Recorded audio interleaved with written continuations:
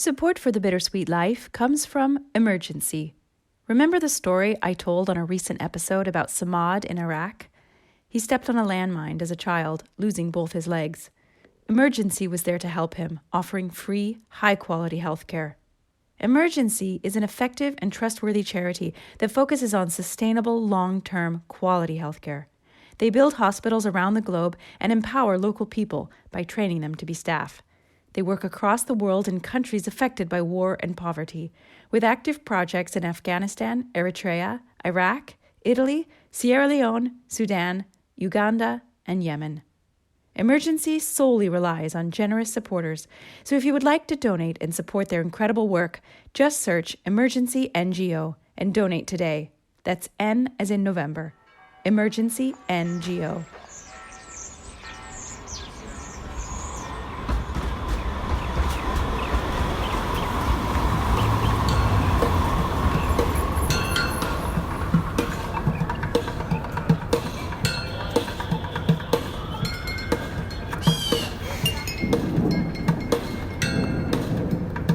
Hello, I'm Tiffany Parks, and this is A Bittersweet Moment with Katy Sewell.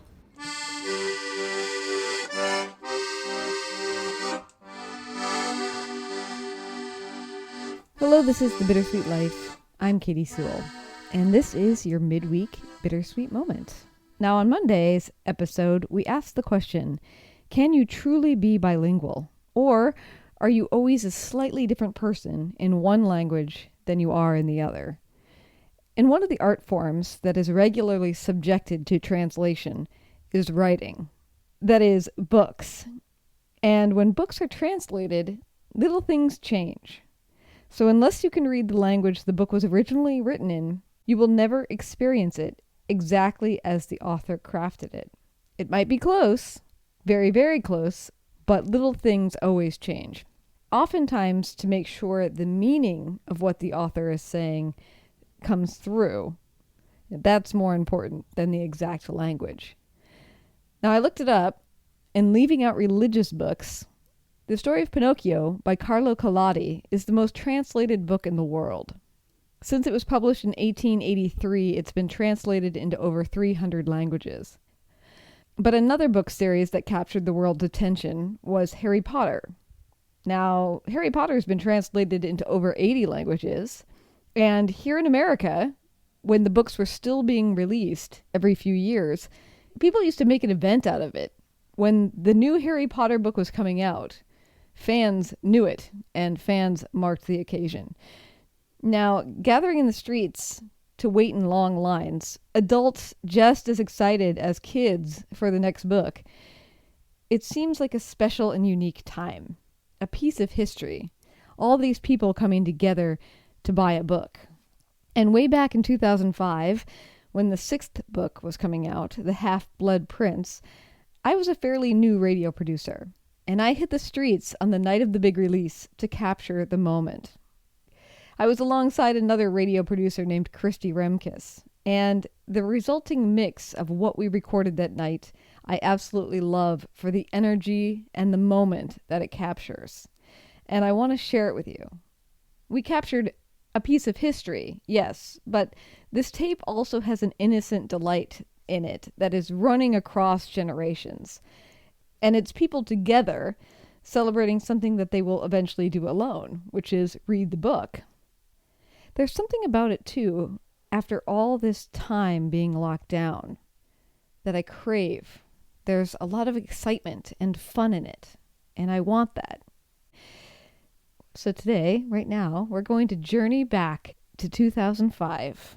Come with me to the Ballard neighborhood of Seattle when the most exciting thing was about to happen. The Half-Blood Prince was being released at midnight, and it was almost that time. Here we go. It's almost 10:45 on Friday, July 15th. Christy Remkes and I, Katy Sewell, are about to hit the streets of Ballard to check out Harry Potter Mania.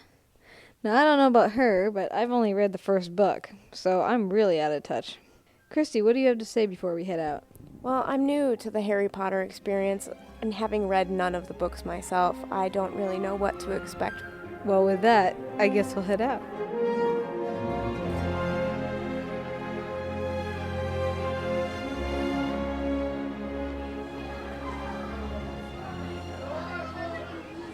Okay, so we have arrived. Chrissy and I are now walking to the very front of the line.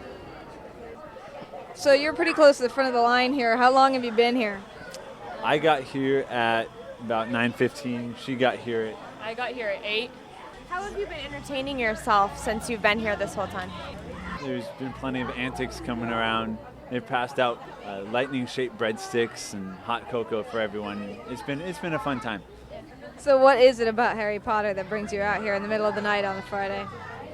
I think it's one of those questions no one's ever going to be able to really answer.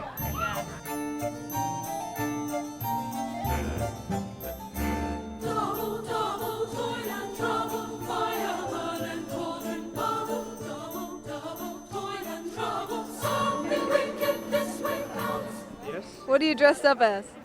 I'm Professor Snape. Professor Snape is the head of Slytherin. He teaches potions at Hogwarts. What kind of a night are you having out here tonight, Professor? There's not too much trouble. Far, far too many Gryffindors around here, though. They're the ones wearing maroon and yellow scarves. All of them. I've seen one Slytherin with a green cloak. I was very impressed. What did he just say? He said that he took 50 points from Slytherin. It's my responsibility, not his. Children these days. What are you dressed as? I don't know. You don't know? What would you guess? No, he's a Dementor. I don't. What's a Dementor? It's like these creatures that guard Azkaban, and they suck out your soul. So are you sucking out people's souls tonight? Yeah. How do you do that? I just take it out of their body. Whoa, we should move on. So who are you dressed as tonight? Ronald Weasley. And why did you pick him? Because he's awesome. He's probably, I don't know what I like about him so much. Maybe it's the fact that he's so much like me. I know, he looks a little bit like you, right? Yeah. What else is like you? Kind of silly at sometimes. A little bit cheap at times, too. Doesn't want to replace things. I don't want to replace things usually either because I barely have any money. But, yeah, a lot of things. It's 11:30. We're nearing the countdown. Got half an hour left. It's a bit of history when you think about it. Kids are going to reflect upon this experience as they get older, and they think about this book as they share it with their children. Where were you when Harry Potter came out? The 6th book. I was there for the Goblet of Fire. I was there for the Half-Blood Prince.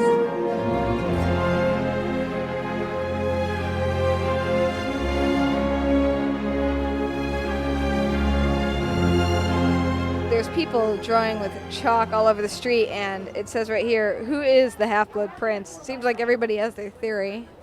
You know who the Half-Blood Prince is. Yeah. Who do you think the Half-Blood Prince is? Mr. Greve. Who do you think it is? Caradoc Dearborn. Hagrid. I think it's Hagrid too. Yeah. No. I have no idea, but I do not think it's Hagrid. She thinks it's Dumbledore. I don't know if it's Dumbledore. I said Dumbledore's a possibility. Is it possible to say that you're a little excited right now? No. Not at all? Not at all. I always act like this. I love it. It's this huge festival. Well, not huge. It's a little festival. And I love watching to see the incredibly wide range of people that come out of the store clutching the book to their chest. Are you going to be one of those people? Oh, yes, 2 copies. So you would argue that it's not a children's book? Oh, no. No. I mean, it's great for kids, but no, I think it's not just a kid's book, no. Okay, so we're now inside the store, and we're going to talk to the staff for a second before they let the kids in. We are now at 15 minutes and counting down. I'm Christy McDonald, and I own the Secret Garden Bookshop. Kids just want the book in their hot little hands, and they want to sit down and read it, and that's really what our party's been about for the most part.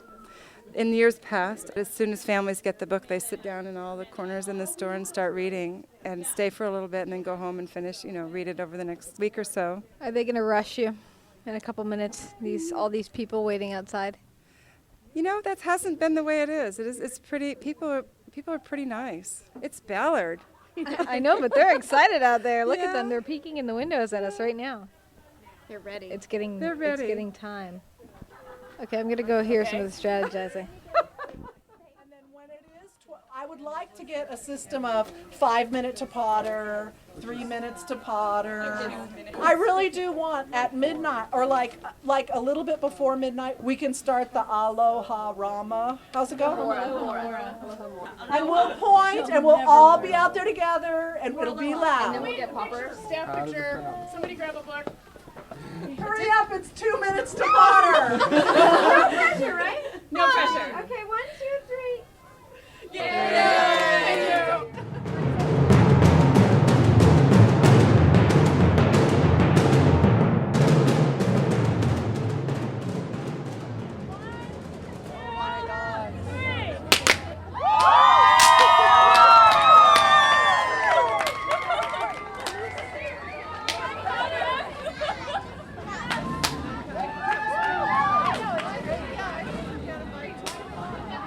How are you feeling now that you finally got it? Good. We're awesome. We've been waiting here for 14 hours. We were here since 10:30 this morning, the three of us. We are just really Rain cool. and sleet, yeah. How long do you think it's going to take to read it? Well, if I stay up all night, maybe into tomorrow around 12 o'clock, noon maybe. That's about 2 days or something. Yeah, when I'm done, I'm giving it to her. So no sleeping for you tonight? No sleeping for us tonight. It's awesome. Congratulations.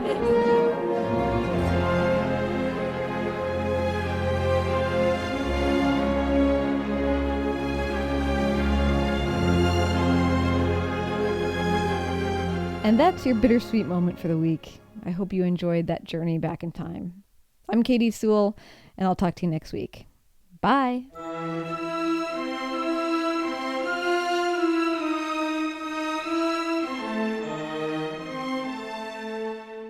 Thanks to Emergency for supporting this program.